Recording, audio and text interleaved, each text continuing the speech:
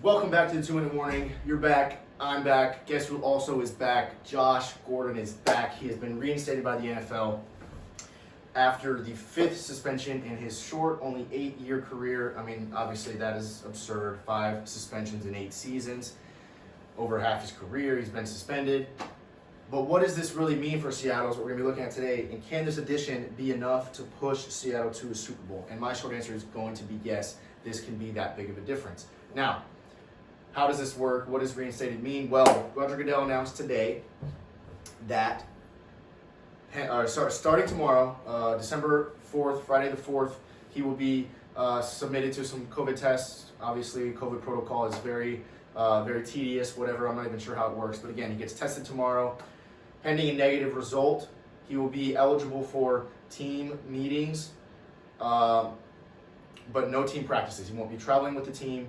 He won't be working out with the team, anything. He'll be eligible for social distance, team meetings. That is it. No contact, whatever. Now, for that period of time, like I said, no traveling, no team practicing. He'll be able to work out with the trainer by himself. He'll be able to do speed, agility, whatever, with the trainer by himself. That all changes on Monday, the 21st. Now, again, this is all pending negative COVID results, whatever. So Monday, the 21st, after Seattle's Week 15 game, then Josh Gordan will be eligible for team workouts, team practices, and playing in a game. So really, it only leaves him Week 16, Week 17 to play. So that's 2 regular season games, plus whatever Seattle does in the playoffs, which I think Josh Gordan can really help. We're assuming, so right now Seattle's leading the NFC West. I see them as a playoff team, whether it's wild card or division winner, so they're going to be in the playoffs. So what does Josh Gordan mean for this team? Well, he's 6'3", 225. DK Metcalf, 6'4", 229. So right there, he's pretty similar physically to DK Metcalf. Rumor has it in 2017, Josh Gordan ran a 4.3 40-yard dash, so he's fast. But he has not played in roughly an entire season. I mean, this is how it went. He was drafted in 2012. 2013, played for the Browns, made it 11 games, roughly suspended for substance abuse. That carried on into 2014, where he played about half a season, and I think he got suspended again. Then he went to New England, where he played 11 games suspended. Then he played 5 games the next season, got injured, with another suspension thrown in there. That was only 4. He's got 5, like I said, in 8 years. But whatever. He has not played for a solid... He has never played a full season in his career, 16 games consecutively. But that does not matter, in my opinion, for this, because Seattle and their front office and Pete Carroll don't give a damn what he does, what he did this past year, and what he does 8 weeks from now. They care about the 6 weeks pending from that December 21st date where he can start. They care about that only. They don't care if he goes around and messes around next season, gets in trouble, because they need him to win a Super Bowl, or they want him for that reason, and I think he can help it. So like I said, they don't give a damn what he does, what he has done in the past, and what he does for the next, or after the next 8 weeks. They really only care about the last 2 weeks of the regular season, and then throughout the playoffs, which, if you think about it, so 2 regular season games, plus a wild card, plus a divisional, plus an NFC championship, plus a Super Bowl, 4 games in the playoffs, plus 2 regular season. They need him for 6 games maximum. If he can't manage to stay focused and play football for 6 games, he needs to get out of football for good, because that's ridiculous. He needs to focus for the first time in his career, buckle down and play football, and if he does, I think he can be good. I mean, just looking at what he's done in the past, 2013, he posted almost 90 catches, almost 1,700 yards, 9 touchdowns, and that was only in 14 games. Like I said, he didn't even make it a full season his rookie year, and then he was out of there.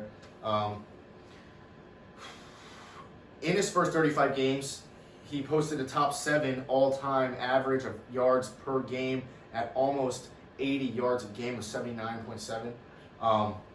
And that was a minimum of 1 full season of 16 games stat. Obviously, 35 games is nothing on an all-time spectrum, but he did qualify for that stat.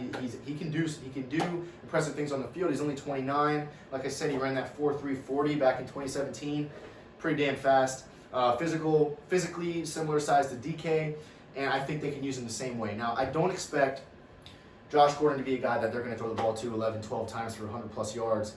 No, they got Tyler Lockett, and they have DK for that. DK is the guy to catch 12 passes and 120 yards. Tyler Lockett is also the guy to do that. So what Josh Gordan provides is a solid third or even a second guy, second-ish with Tyler Lockett, solid second guy to throw to when you need to. Now, Tyler Lockett is not a guy that you're going to use on 3rd and goal, fade route to the pylon. Tyler Lockett's not that guy. He's only 5'10".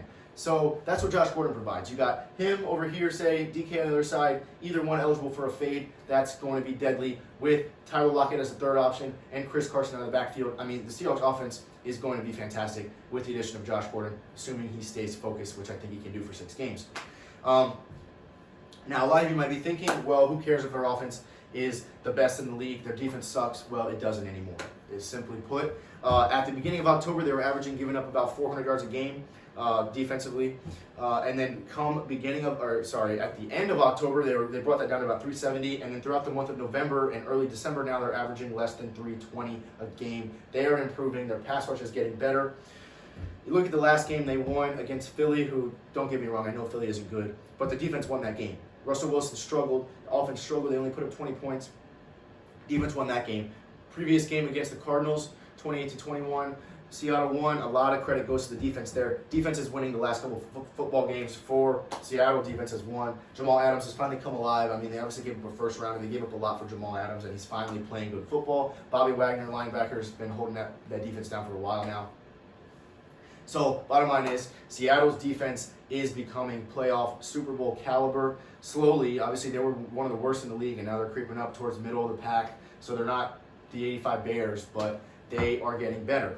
And now, so is Seattle's offense. I think this really means a lot for Seattle's Super Bowl odds, because now, like I said, in a situation, you're 3rd and goal, you need a guy to go up and get the ball. They double covered DK. Now you've got Josh Gordon to do something on the other side. I mean, this really just diversifies Seattle's offense so much. And again, this is not going to be a guy that they need to use 10, 12, 14 times a game. I'm thinking maybe he has 4 or 5 catches, but they're going to be big.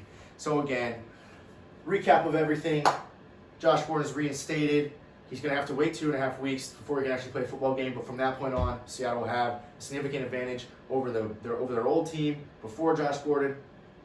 And I absolutely think that the addition of Josh Gordon to the Seattle team can absolutely help them reach a Super Bowl. Thanks for watching, guys. 2-minute warning.